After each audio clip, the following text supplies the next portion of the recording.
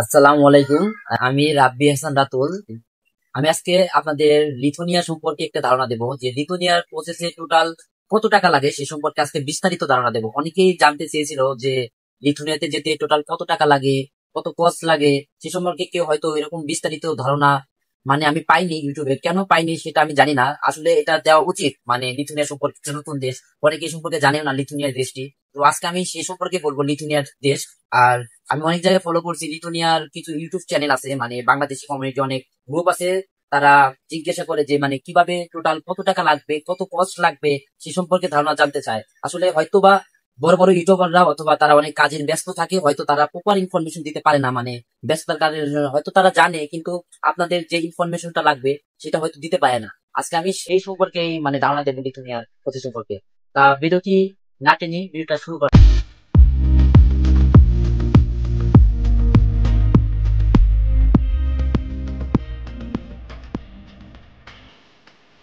লিথুনিয়ার যে ইউনিভার্সিটি গুলো আছে সেগুলোতে অবশ্যই আবেদন করতে হবে।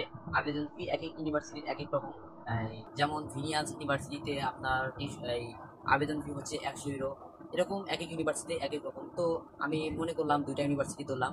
দুইটা ইউনিভার্সিটিতে সাপোজ একটাতে 100 ইউরো দিলাম আর একটাতে 150 ইউরো দিলাম। দুইটা ইউনিভার্সিটিতে 250 ইউরো। তো 250 ইউরো বাংলা টাকায় কত টাকা? আজকে রেট 140 টাকা। 1 ইউরো সমান সমান, তো সেই হিসাবে এই 35,000 টাকা আমার আবেদনের জন্য খরচ হচ্ছে। যদি আপনি একটা ইউনিভার্সিটি থেকে আবেদন করেন, একটা থেকে অফার লেটার, তাহলে সেগুলোতে টাকা আরো কম পড়বে। তারপর আবেদন শেষ হওয়ার পরে আমাদের এই অফার লেটার যদি আসে, তো অফার লেটার পাওয়ার পর আমাদের কোনো ইউনিভার্সিটি থেকে আমাকে অনলাইনের মাধ্যমে অথবা জুম যেটাই হোক, কিছুর মাধ্যমে আমাকে ইন্টারভিউ নেবে। ইন্টারভিউ নেওয়ার পর ইন্টারভিউতে যদি আমি টিকি, তাহলে তারা আমাকে একটা পি অ্যাকসেপ্টেন্স একটা লেটার দেবে। তো প্রাথমিকভাবে তারা ধরে নেবে যে আমি ওই ইউনিভার্সিটির জন্য যোগ্য। তারপরে আমাকে টিউশন ফি দিতে হবে। তো লিথুনিয়ার ইউনিভার্সিটির টিউশন ফি একেবারেই অন্যান্য ইউরোপ কান্ট্রিজে অনেক কম। তা ভাবার কিভাবে এত কম আমি বুঝে উঠতে পারি না। মাত্র 2500 ইউরো থেকে আপনার 6000 ইউরো পর্যন্ত আছে। তো আমি ব্যাচেলরের বিবিএ স্টুডেন্ট। তো আমি গবেষণা করছি যে ব্যাচেলরের ইউনিভার্সিটির ব্যাচেলর বিবিএ যারা বিজনেস রিলেটেড সাবজেক্ট আছে, তাদের টিউশন ফি মাত্র 2500 ইউরো থেকে 4500 ইউরোর ভিতরেই পাওয়া যায়। আর যারা সায়েন্স ব্যাকগ্রাউন্ডের আছে 4500 থেকে 6000 ভিতরে পাওয়া যাবে। তো এভারেজ আমি 4500 ইউরো ধরলাম। এক এক ইউনিভার্সিটি এক এক রকম সাবজেক্ট হিসাবে ভ্যারি করে। তো সেই ক্ষেত্রে আমি 4500 ইউরো ধরলাম। তো 4500 ইউরো সমান সমান মোট কত টাকা আছে বাংলা টাকায়? তো 4500 ইউরো সমান সমান যদি 100, আজকে রেট 140 আগে বলেছিলাম। তো 140 টাকা যদি পরে বাংলাদেশি 1 ইউরো সমান সমান 4500 ইউরো সমান সমান হচ্ছে 6,30,000 টাকা, 1 বছরের টিউশন ফি। ভিসা হতে কি কি ডকুমেন্ট গুলা লাগবে সে সম্পর্কে প্রথমেই বলবো। পুলিশ ক্লিয়ারেন্স সার্টিফিকেট, সেটা 500 টাকা হলেই হয়ে যায়। তো আরো এক্সট্রা যাতায়াত ভাড়া থেকে শুরু করে আরো একটু বেশি ধরলাম, সেক্ষেত্রে 1,000 টাকা থেকে 1500 টাকা ধরলাম। তো পুলিশ ক্লিয়ারেন্স সার্টিফিকেটের জন্য 1500 টাকা ধরলাম। তারপরে হচ্ছে স্পন্সর। আপনার স্পন্সর কে হবে? আপনার বাবা, আপনার মা, আপনার শাশুড়ি, আপনার শ্বশুর, আত্মীয় স্বজন। তো সেটার জন্য আরো এক্সট্রা কস্ট দিতে হয়। তাহলে আপনাকে অবশ্যই এফিডেভিট করতে হবে। এটা মূলত এফিডেভিট করতে 1,000 থেকে 2,000 টাকা লাগে নটারি করতে। তো আর এটা এক্সট্রা কস্ট। যদি আপনার নামে করা থাকে ব্যাংক অ্যাকাউন্ট, তো আপনি যদি নিজের স্পন্সর নিজে হন, তাহলে আর 1,000 2,000 টাকা খরচ হবে না। তো স্পন্সর মনে করেন আপনার বাবা, আত্মীয় স্বজন যেই হোক, সেটার জন্য নোটারি করার জন্য এফিডেভিট করতে হবে অবশ্যই। তো সেক্ষেত্রে আমি এটার জন্য 2,000 টাকা ধরলাম, আর আগের হচ্ছিল 1500 টাকা। অফার লেটার পাওয়ার পর আপনাকে কিছু কাগজপত্র ডকুমেন্ট ইউনিভার্সিটি যদি চায় অবশ্যই পাঠাতে হবে।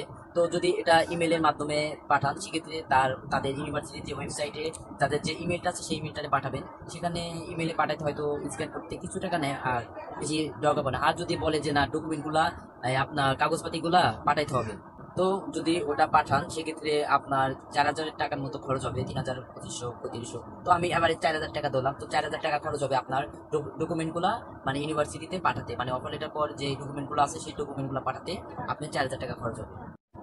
তারপর হচ্ছে স্টেট ফি। আপনি যে সিটিতে যাবেন সেই সেইখানকার কিছু ফি দিতে হয়। স্টেট ফি যে সিটিতে থাকবেন। তো স্টেট ফি লিথুনিয়াতে হচ্ছে 80 ইউরো। তো বাংলা টাকায় হচ্ছে 11,200 টাকা আপনার স্টেট। তো তারপরে হচ্ছে আপনার হেলথ ইন্স্যুরেন্স, এটা কমন নাম। ইউরোপে সব কান্ট্রিতেই জানেন যে হেলথ ইন্স্যুরেন্স করতে হয়। তো লিথুনিয়াতে হেলথ ইন্স্যুরেন্স করে 120 থেকে 180 এরকম লাগে। তো এভারেজ আমি 140 ইউরো ধরে নিলাম। তো 140 ইউরো যদি ধরি, তো 19,600 টাকা বাংলা টাকায় হয়। তো তারপর হচ্ছে এম্বাসি ফি বা বিএফএস ফি যেটাই বলেন, তো সেটা বাংলাদেশি টাকায় 20 থেকে 25 হাজার টাকা অ্যাভারেজ ধরে নিলে হবে এম্বাসি ফি। তো আগের ইনটেকে অনেকেই ভারত, তারপরে হচ্ছে নেপাল, তো নেপালে আগের ইনটেকে সেপ্টেম্বর ইনটেক গেল, সেখানে ভিসা বন্ধ করে দিয়েছে তারা, নেপালে আর কার্যক্রম করে না, মানে বাংলাদেশ থেকে যেতে পারে না। তো আরো যেগুলো আদার্স কান্ট্রি আছে যেমন সিঙ্গাপুর, ফিলিপাইন, তো এগুলো আদার্স যেগুলো কান্ট্রি আছে সেগুলোর মাধ্যমে তারা প্রসেস করতেছে। আর ইন্ডিয়া আর বাংলাদেশের বুঝে মানে রাজনৈতিক কারণে মানে ভিসা একেবারেই বন্ধ, বলতে গেলে বন্ধই, কিন্তু মানে করা যায়, মানে আসা যাওয়া করা যায়, কিন্তু একটু কঠিন। তো এম্বাসি ফি 20 থেকে 25 হাজার টাকা অ্যাভারেজ ধরে নিলাম বাংলা টাকা। এখন যে দেশে এম্বাসি ফেস করবো, সিঙ্গাপুর হোক আর ফিলিপাইন হোক, নেপাল তো বন্ধুই, তো যে দেশেই হোক ভিসা লাগাইতে হবে। তো ভিসা লাগাইতে হচ্ছে 12 থেকে 15 হাজার টাকার মতো লাগে। তো 12 থেকে 15 হাজার টাকা অ্যাভারেজ হয়ে যায়। কিন্তু আপনি যদি ডাবল এন্ট্রি ভিসা নেন তাহলে 10-12 হাজার টাকা যদি হয়ে যায় হলো। আর যদি না হয়, ডাবল এন্ট্রি ভিসা না পান, সেক্ষেত্রে আপনাকে সিঙ্গেল ভিসা নিতে হবে। তো সিঙ্গেল ভিসা নিতে 2বার করে ভিসা লাগাইতে হবে, সেক্ষেত্রে আরো টাকা বেড়ে যাবে, তো 30 হাজার টাকা। সাপোজ মনে করলাম আপনি ডাবল এন্ট্রি ভিসা পেলেন না, সেক্ষেত্রে আপনি সিঙ্গেল ভিসা লাগালেন, সেক্ষেত্রে 2টা ভিসা লাগাইতে এভারেজ 30 হাজার টাকা ধরুন। তারপর আপনার এয়ার টিকিট লাগবে। তো সাপোজ মনে করলাম আমি মালয়েশিয়াতে কাগজপাতি জমা দেবো বা মানে বিএফএস বা এম্বাসি ফেস করবো, সেক্ষেত্রে মালয়েশিয়াতে যাওয়া আসা 50,000 টাকা থেকে 60,000 টাকা লাগবে। যেহেতু 2বার যাবেন, সেক্ষেত্রে 50 বলতে 1 লাখ বা 1,10,000 টাকা, 1,20,000 টাকা ধরে নিলাম। তো আপনি যেহেতু আপনি যে দেশে যান না কেন, সেখানে মালয়েশিয়া যান, ফিলিপাইন যান, নেপাল যান, ভারত যান, যে দেশে যান সেখানে আপনার থাকা খাওয়া করতেই হবে। তো থাকা খাওয়া person to person, hotel to hotel vary করে। তো তাও কিছু মানে আইডিয়া দেই। তবে আপনি এভারেজ একটা অ্যামাউন্ট বলছি, মনে করেন আপনি 3 দিন সেখানে থাকবে বা স্টে করবেন। তো সেখানে অলমোস্ট মানে যে দেশে যান এম্বাসিতে, তো সেখানে অলমোস্ট হোটেলে থাকা খাওয়া যাতায়াত বাবদ 40-45 হাজার টাকা ধরে। তো এরপর আমি আপনাদের 3টা ব্যাপারে বলবো, মানে 3টা বিষয় নিয়ে বলবো, ফাইনাল, এটা লাস্টের পার্ট, ফাইনাল পার্ট। যে 3টা বিষয় নিয়ে বলবো সেটা অত্যন্ত গুরুত্বপূর্ণ, সবার ক্ষেত্রে বাধ্যতামূলক লাগবে, এটা ছাড়া মানে কোনোভাবে সম্ভব না। তো তিনটা এই 3টা জিনিস হচ্ছে, প্রথমে এয়ার টিকিট এভারেজ 1 লাখ থেকে 1,10,000 টাকা লাগবেই আপনার। এয়ার টিকিট হয়তো কম বেশি হতে পারে, কারণ ইউরো রেট, তাছাড়া হচ্ছে আপনি যদি এবার ডিরেক্ট যান তাহলে একটু বেশি লাগবে ধরে নিলাম। তারপরে আপনার লাগবে হচ্ছে 1 লাখ টাকা। তো 1 লাখ টাকা কম নিতে বেশি পারে, এটা আপনার উপর। 1 লাখ টাকা নিয়ে বেটার। তো 1 লাখ টাকা নিয়ে যাবেন আপনার কিছুদিন চলার মতো, আপনি গেলেই তো সেখানে পার্ট টাইম জব পাবেন না। তো আপনার কিছুদিন চলার জন্য অবশ্যই কিছু টাকা লাগবে, সেক্ষেত্রে আপনি 1 লাখ টাকা নিয়ে যেতে পারেন, এটা আপনার ইচ্ছা। তো আমি যেটা মনে করি, তো 1 লাখ টাকা নিয়ে যাওয়া বেটার। তো 1-2 মাস চলার মতো তো নিয়ে গেলাম। তারপরে হচ্ছে কিছুদিন চলার পর যে খরচটা লাস্টের কথা বলবো সেটা হচ্ছে মার্কেট। তো আপনার যে দেশে যান না কেন, আপনার অবশ্যই মার্কেট করতে হবে। আপনি কিছুদিন থাকবেন এখানে, যে মার্কেট করার ইচ্ছা যদি থাকে, অনেক টাকার ব্যাপার, তো বাংলাদেশে একটু কম পাবেন, সেক্ষেত্রে আপনি কি করতে পারেন, বাংলাদেশ থেকে মার্কেট করতে পারেন।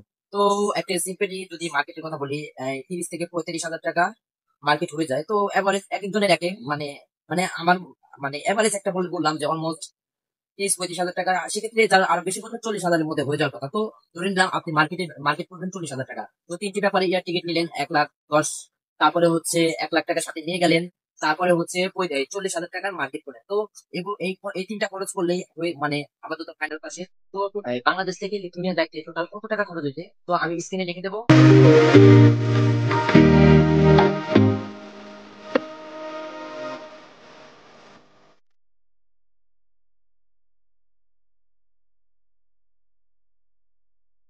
তো সকল প্রতীক সম্পর্কে আপনাদের ধারণা দিলাম, আশা করি আর কোনো প্রবলেম হবে না। যদি প্রবলেম হয় আমাকে কমেন্ট করে জানাবেন, ইনশাল্লাহ আমি রিসার্চ করতেছি। ইনশাল্লাহ আমিও ফেব্রুয়ারি ইনটেক করার ইচ্ছা, 2026 সালের আমিও রিসার্চ করতেছি। আর আপনাদের যদি কোনো সমস্যা হয় বা কোনো কিছু জানার ইচ্ছা হয়, যদি আমি যতটুকু জানি ইনশাল্লাহ আপনাদের জানানোর চেষ্টা করব। তো আপাতত এই পর্যন্তই, সবাই ভালো থাকবেন, আল্লাহ হাফেজ।